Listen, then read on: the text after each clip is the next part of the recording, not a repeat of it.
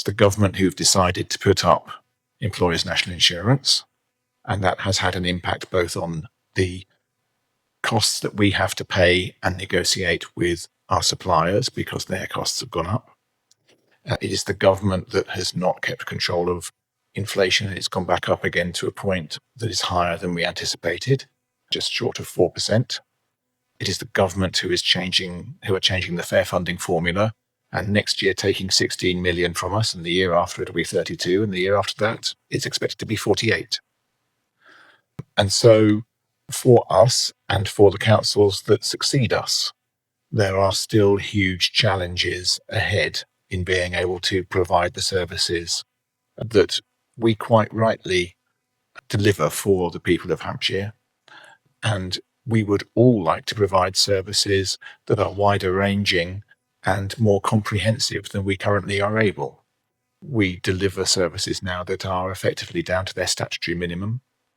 And as Stephen has very rightly pointed out, we are then in a position where we are told by how much we can put up council tax.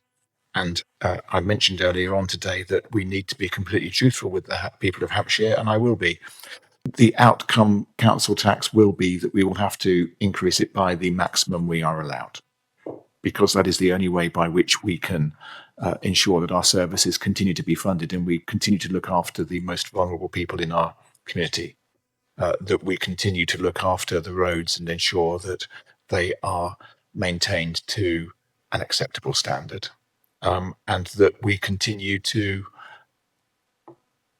provide the care for the heritage that is part of our legacy.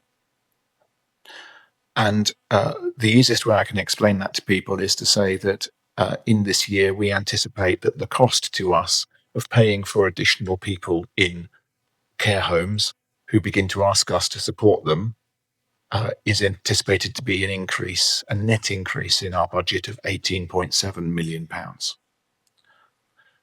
The amount of money we are allowed by the government to add to council tax to cover for social care this year has raised £16.4 million.